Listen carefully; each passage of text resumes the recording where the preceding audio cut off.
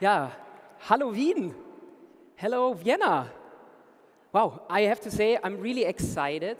I'm really happy to be here with all of you. And as Nico already said, I'm trying to connect many different worlds, from academia, from research to practice. I work at Zeppelin University, but I also work with Abra Academy. And we at Abra Academy, we believe this world needs more magic. Not only the magic parts, but the magic of people and teams. And I'm here today to share with you some of our ideas. And we always believe we want to make the invisible visible. And I see someone here in the first row. Hello, my name is Tobias. What's your name? Madeline, can you just stand up for a second? Can you hold the light bulb a bit? Yes. And do you believe in magic? Can I ask you? Of course, yes. And look, with a bit of magic, 1, 2, 3, let's see if it's gonna... Oh, whoa. Oh, the energy is coming. And yes, a bright mind. Thank you, that's your applause. Thank you so much.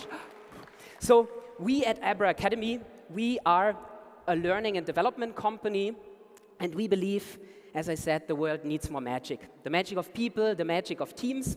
And over the last years, we had the pleasure to work with many magical companies. We deliver and design different learning journeys, from creative thinking, leadership values, to working across cultures. And I see some people here who want to maybe see a bit of more magic, but with every magic I want to highlight, astonishment is the beginning of wisdom. When we are surprised, we get in a mood of curiosity. We want to learn, and I want to do this with you. As a magician, you always have to warm up. And I'm pretty sure you took your hands today. You have your hands with you? Perfect. Let's warm up all together. Let's take your hands. Yeah, you can pretend, just move your fingers a bit. You can pretend you're writing a lot of important emails. Yeah, they magically vanish. And now hands up. Now I can see who's really listening. And down. And up. And down. And no, but I see it looks really nice for me. Now let's do some magic. Let's surprise each other. You take 2 fingers. Let's see who can do this.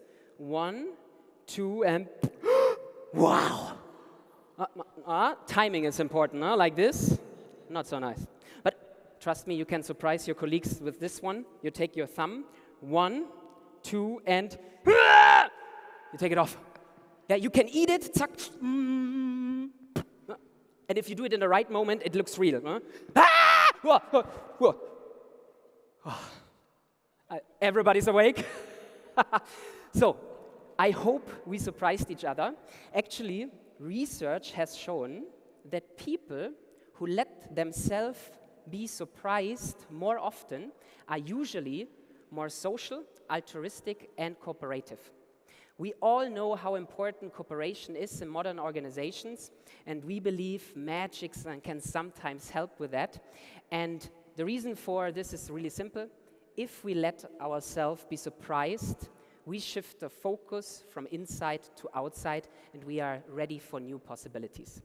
So yeah, astonishment, the beginning of all wisdoms. And I want to share a little magic trick now. We all warmed up, which is actually about our perception. And we all perceive the world actually different. So some people here in the first row, you might see 4 dots, and some people in the back, you maybe only see 1. But then there are some people who might even see 6 dots, and some people even 3, I'm confused, and some people 4. So some people see 1, some people see 0, and some people might see 3, and some... we are here at the HR Insight Summit, and it's about learning from and with each other. And I will share a little magic secret with you, okay? So look, I'm hiding under my hand a black dot.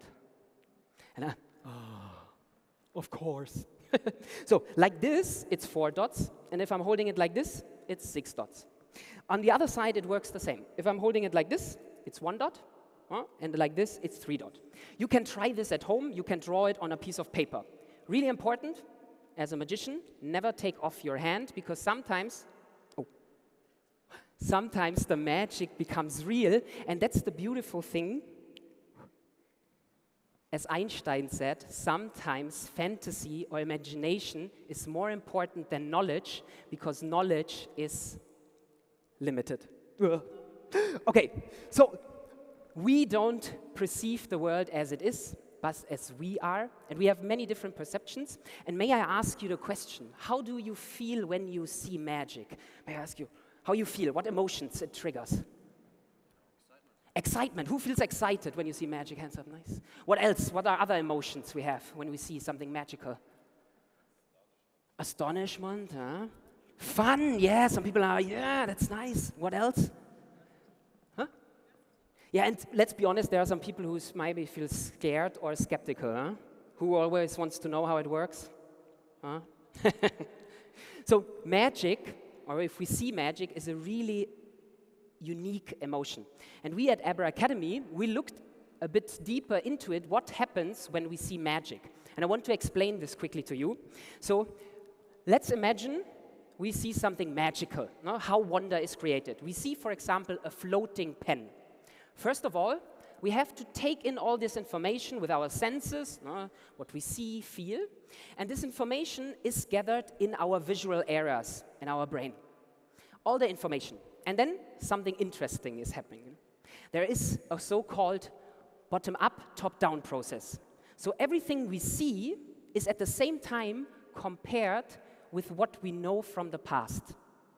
So it's compared to all our mental models, no? Our things that we know, and we know, for example, a pen cannot float. So in this process, you can imagine there is a gap between what we see and what we know. And in this gap, wonder is created. It directly attacks our intellect, and it's a beautiful state of being in. Because when we are in a wonder mindset, we don't rely on old memories, we suspend our disbeliefs, and we believe in new possibilities. And at Abra Academy, we take teams and companies with this wonder mindset on journeys, to open up these new possibilities. And let's be honest, you can imagine, kids are in this wonder mindset much more often than we are. So using this wonder mindset, that's what I want to do with you now. You all have your wonder mindset ready? Yes? Perfect. It's interactive. Yeah? Perfect. And let's use our wonder mindset now to look at cultural diversity. Why we look at cultural diversity? First of all, I want to highlight that when I talk about cultural diversity, I'm not only talking about national cultures. I'm talking about regional cultures, professional cultures, industry cultures, or organizational cultures. And all of these cultures, they interact, they link, and out of this emerges something that we can call cultural complexity.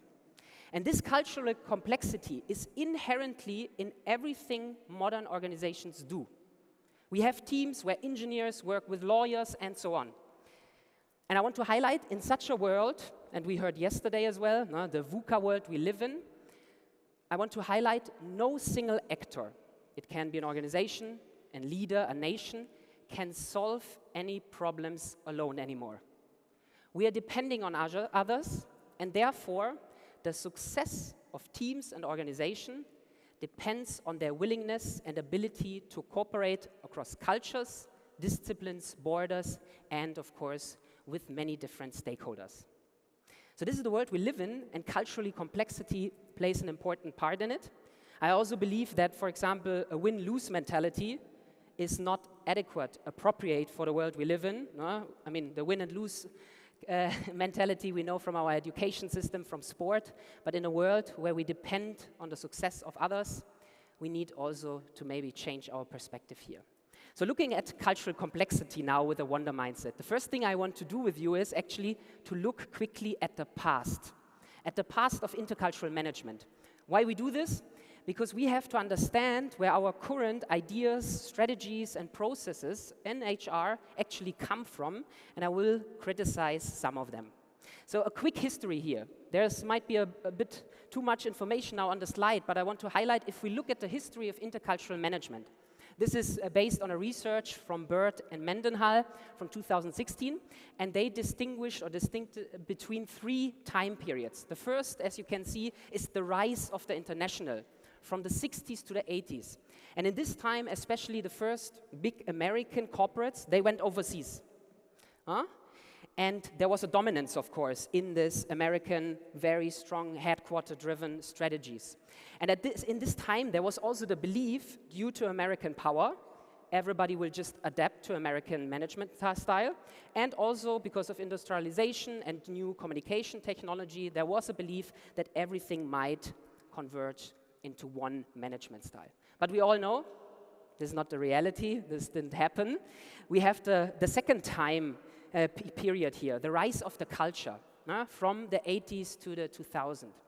And this is the time where the famous cultural dimensions from Gerd Hofstede emerged. It was a time where other countries attracted more attention, and it was a really important time to create awareness for the different cultural diversities. There's also, I want to highlight, in this time, there was a lot of research on the headquarter-subsidiary relationship, also a lot of research on expatriates and so on emerged. And now the last period we can quickly look at is from 2000 to the present, the rise of the global. We have organizations, or actually, I believe, you cannot do any business or endeavor anymore without being connected to a global context. So we have global teams, global leaders who work in this cultural complexity, and we will, in a second, look together. I believe that some of our strategies are still from the 80s, from the 90s, and I want to challenge you. I believe, actually, we do not have many global companies yet. I think to be a global company does not mean to have offices in different countries. To be a global company is much more. It might include to be engaged in different dialogues across cultures. They can be ethical, can be social, and so on. But I don't see so many global companies yet. So this is the history where we come from. And if we look at this, there are a few observations I want to share with you. So first of all, in the history of intercultural management, culture was often reduced or objectified and reduced to nations. Second, we have the very popular comparative studies of cultural dimensions that we still often refer to today. And don't get me wrong, the work of Hofstede, of Trompenas, and so on, it was really important to raise awareness for the cultural diversity that we have. Cultural differences were still mainly perceived as a problem. And you can think about your own organization. Mainly cultural diversity is calculated as costs for trainings, and so on. And we often overlook the positive aspects. So in the past, there is something that we could call a very predominant problem-focused view on culture, on cultural diversity. And this is reflected, of course, in the things that we do. In our different strategies, it was often about adaptation, adjustment to cultural differences. But may I ask you, if we have a global team, for example, where there are engineers, lawyers, different people from different nations, the question of who should we adapt to is not helpful.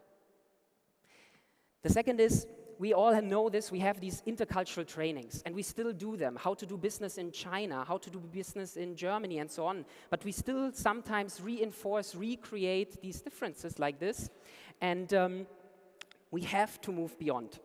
And last but not least, we still see a lot of strategies in a very binary thinking, either standardization or localization. But I believe it's time that companies develop new global best practices together.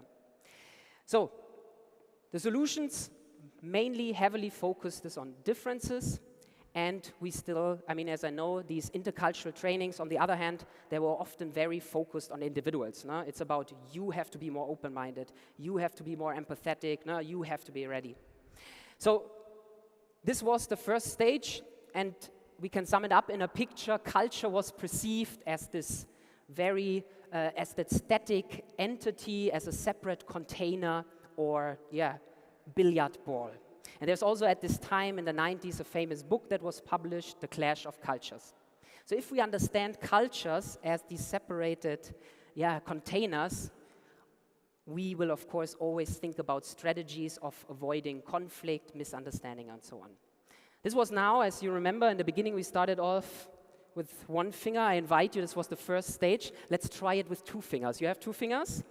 It's getting a bit more complex now in the next few minutes, okay? Oh yeah, 2 rabbits.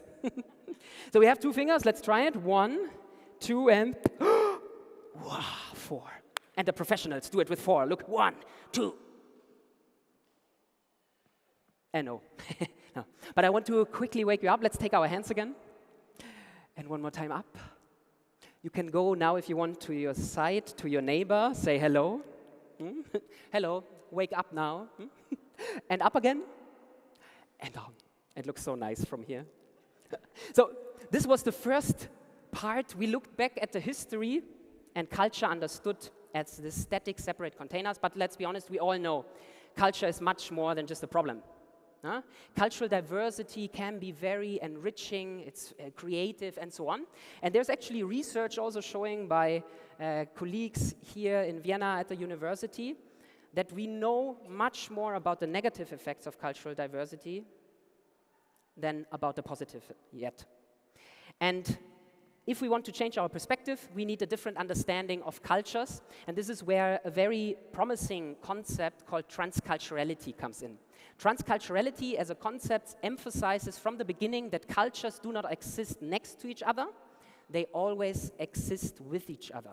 So there is always a flow and interconnection between, and this is why we looked at the back. In the past, there was the overemphasis and the focus of cultural differences, and this is why a few years ago, together with my colleagues, Professor Josef Wieland and Professor Julika Baumann-Montesinos at Zeppelin University, we did a huge Delphi study with an international and interdisciplinary Delphi study with experts from all around the world. I know that some experts might be also here today. And we asked these experts, what if we focus on developing commonalities across cultures? The findings are published, and we are still working on the implications of these findings. And I want to share some of these findings now with you. So we asked, as I said, this international group, what if we focus on commonalities? So we wanted to shift the focus, and there are 3 main findings I want to share with you. The first finding, it's nicely summarized by a quote from one of our experts. I read it out. The postmodern world requires a paradigm shift towards a more relational approach toward the quality of our relationship to otherness. So this is highlighting, and this expert group was highlighting, we should try to take a relational view of our world.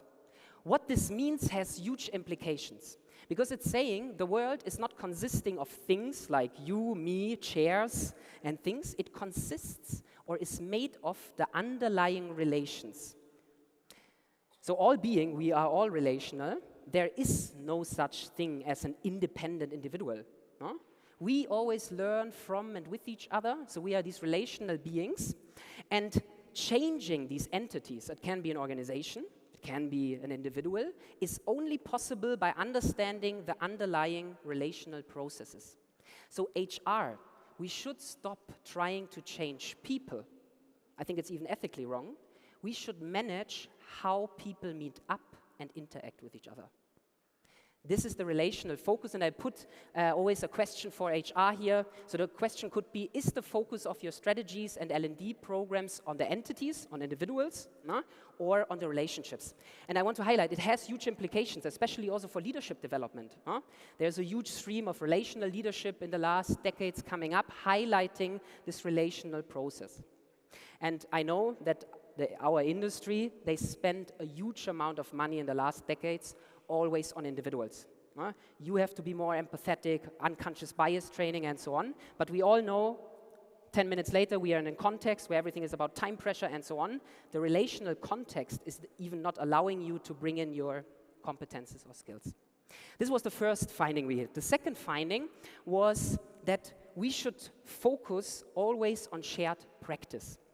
What I mean by it is that learning and understanding, especially in a culturally complex setting, always comes from experience. We all know when we met someone from other cultures that by knowing a person, you get a different understanding. And this is what we need to highlight, that we need relational spaces where we can have shared experiences. So for HR, the question would be, where, when, and how can you create shared and also meaningful experiences with your internal and external stakeholders? So experience is the basis for everything. And last, the third finding that we had, also a nice quote from one of our experts, there is a tendency to overemphasize the importance of cultural differences, which makes people ignore or neglect commonalities. So here I want to invite you to look at the magic of commonalities. First of all, I want to highlight, commonalities are not similarities. Similarity refers to the state that we are similar. No? We wear the similar pants, we think similarly. But a commonality means we share something. We can share an interest, a feeling, a thinking, but we do not have to be the same. So we can share something and still be completely different. And this is why a commonality has the potential to connect differences. So striving for commonality does also not imply homogenizations or overcoming differences, and the commonalities, they always coexist to the differences. So the question could be again for HR, is the focus of your strategies, of your L&D programs on the commonalities, on developing them, or is it just on recognizing maybe cultural differences, which of course is important, but as I said, the trans is highlighting we have to move beyond just tolerating each other. We have to develop something in common. We put all of this together. I mean, these are the three findings. So we wanted to, of course, in a research perspective, offer a new concept to take this further. And we defined now what means for us transcultural competence. And transcultural competence can be, of course, individuals can have it, but also organizations. It can be in a relational context even. It is the willingness and the ability to develop new commonalities, new shared meanings and actions beyond the existing practices through shared experience and mutual learning by respecting and maintaining cultural diversity. And last but not least, if we do this in groups, we create a sense of belonging. And we all know it's a big buzzword also now in HR. So it's about creating a sense of belonging to a community, to a group, and not about identity. We put for you all of this into a magic model of transcultural learning. These are 3 steps, and the 3 steps, they look like this. The first steps, every organization, every team, we need to, of course, recognize the cultural diversity we are in. And there, intercultural knowledge, like business etiquettes, how to behave in a certain context, is helpful, but mainly we need a non-normative attitude. So that means when we engage with people from other cultures, to not immediately judge. Of course, we can judge internally for us, but judgment might hinder the emergence of new experiences. So the non-normative attitude refers to, let's do something together. Let's not judge and let's get to know each other. This is the first step. The second step would be to identify existing commonalities. And usually there are existing commonalities. It's a common interest, a common even challenge teams or organizations have. Because these commonalities, they can bring us together and can be the starting point for dialogue, interaction, and really shared practices. And there are different methods and tools that we can use to create these shared experiences. And out of this, we can then develop new commonalities, so common perspective, and of course, these communities of practice with a sense of belonging. This is our transcultural learning model. We call it the magic model. If you're interested in this, there's also a TEDx talk from me about this magic model in more detail to look at. And as I said, we use it as a framework to take teams and organizations on a journey to develop new commonalities, shared meanings, rituals, and so on.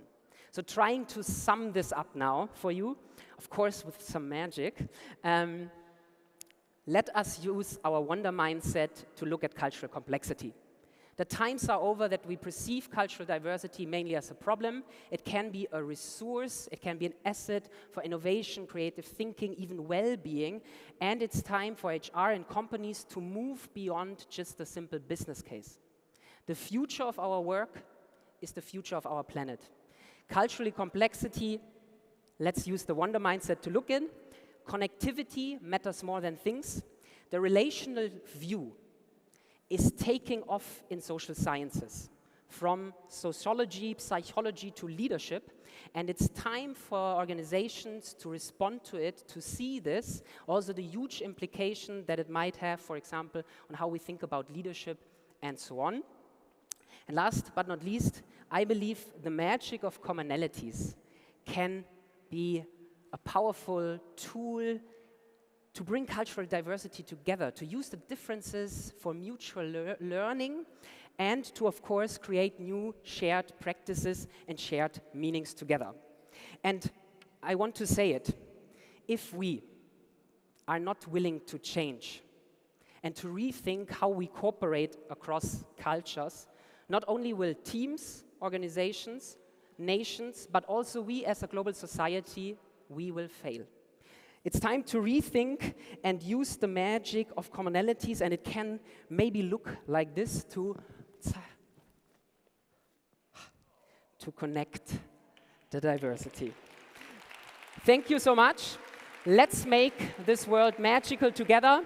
If you are interested, of course, in our work at Abra Academy and our research, feel free to reach out. Now it's your turn.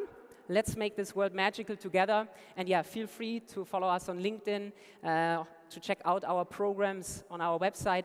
Thank you so much. And once again, thank you so much to HR Insight Summit for the invitation, for making this magical event possible. Thank you.